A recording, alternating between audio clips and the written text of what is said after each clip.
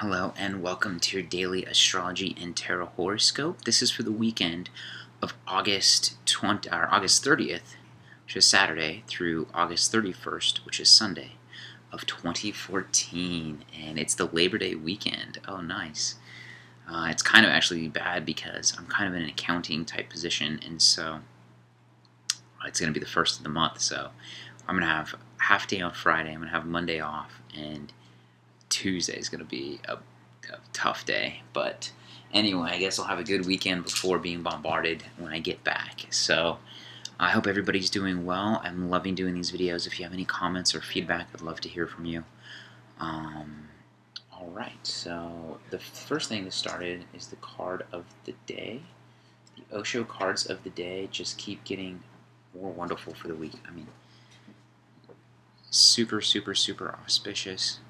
We have the completion card, which is the 2021 card of the major arcana, and we have the receptivity, which is the Queen of Water. So this is a healing card. So to me, it's kind of like starting a rough week out with the Monday and Tuesday cards, which reflected in my life absolutely, towards a more even keel Wednesday, Thursday, Friday, and then Sunday it's just coming into the healing with this receptivity card. So I really like.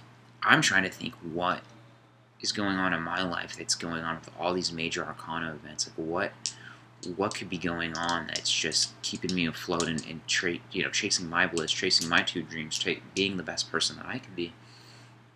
And I'm just thinking, like, doing these videos is definitely part of it. Doing the work of something that I'm passionate about. I don't care if you're passionate about twiddlywinks, whatever you're passionate about, as long as it's genuine and from the heart and you just keep pursuing it.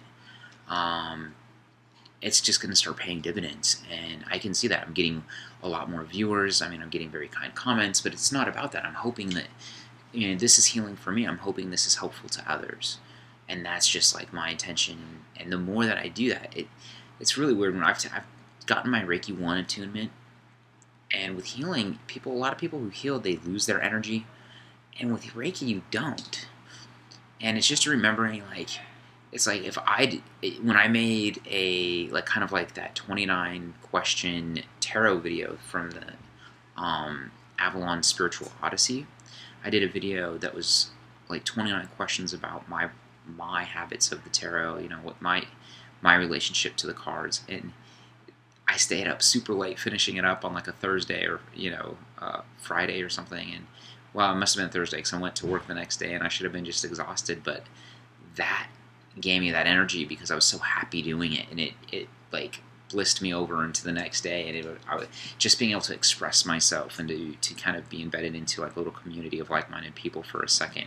Being able to share my video and share my thoughts was just a positive thing, and so I'm hoping that's what these videos can do for others. And I definitely hope to hear from more people and get more comments, and I definitely hope that this is helpful. But with that said, those were the cards of the day for Saturday and Sunday. So Saturday was your completion. What is the new thing that we're moving into? Quite simply and quite obviously. And whatever it is, it's going to lead into Sunday, which is healing. Saturday, the planet of the day is Saturn, and Sunday, the planet of the day is the Sun. So Saturn is a great day to do those tangible work things. The Vikings used to take their shower on Saturday. That was their day to take one bath a week.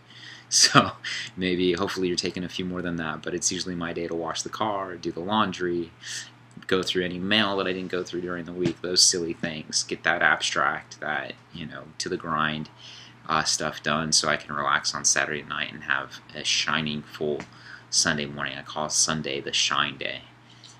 But so I want to pull, I've been doing this deck of the Wild Unknown, and I love it, I love it, I love it.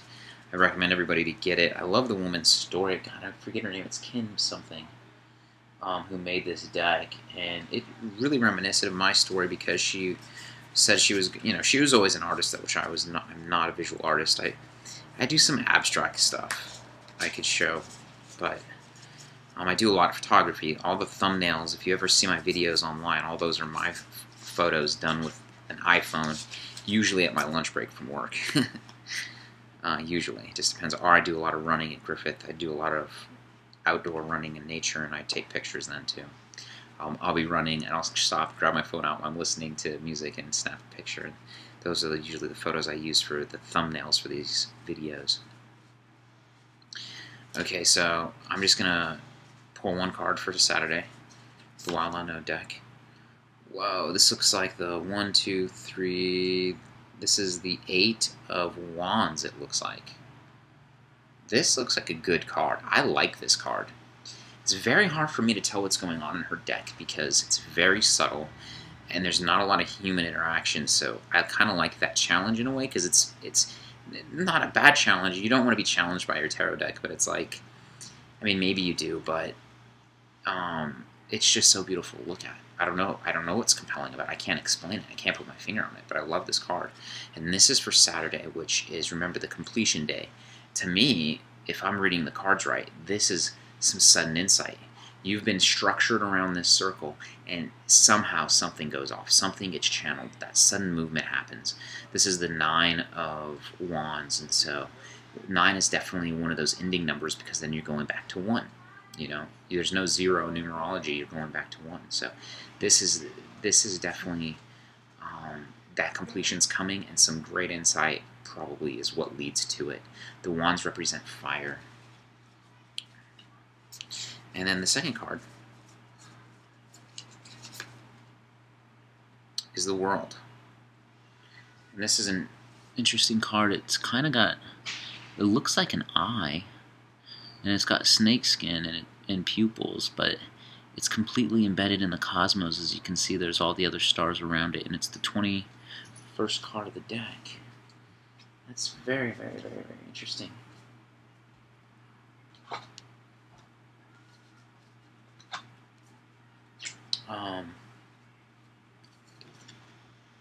Because it's like we juxtaposed the two cards. So this was the Osho reading for Saturday, which is the 21st card of the Major Arcana in his deck, in the Osho deck. And this is the card for Sunday, which is once again this completion factor, this world factor. This, you've integrated all these experiences and now it's time to go back into the world. It's I actually had an insight when I was running yesterday, when I was running up the hill, and I took pictures of my run up the hill. And it's just kind of like you just got to climb that summit.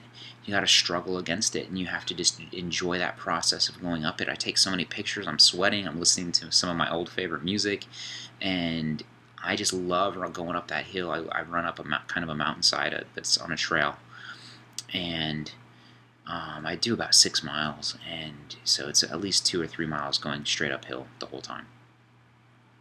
So about 3 miles uphill, and you see the sight, you get to the top, you look around. You know, I usually have a habit of touching a stone that's up there, and then I willingly come back down. It's time to climb the next mountain. It's time for the next run, and you got to enjoy both sides of that process. So I don't know. To me, I'm kind of getting tingles. It's really strange that we're pulling. If you're watching this video and you're seeing all these Major Arcanas unfold, all these Major Arcana cards unfold, I'm just pulling them out, and they're just coming all Major Arcana, major life events, you know, are coming. So these are the trumps, and the court cards are the cards that are just like more representative people, and to smaller things or transitionary phases or kind of moods or fads of the week or day. These Major Arcana cards are just major life events, things that are coming into your life, major things you need to be thinking about. So what is completion? What's going on in your world that there's so much transformation and so much change? And how are we tapping into it? I just can't explain. These cards are so positive, and they're complementing each other so well. The reading of the day, Saturday, the moon will finally be making a sextile to the sun. So I've really encouraged people to make new moon wishes. If you watch these videos, I try to remind you when the new moon is and to remind you to make 10 wishes. It's a Jan Spiller practice that I've just basically got from one of her books.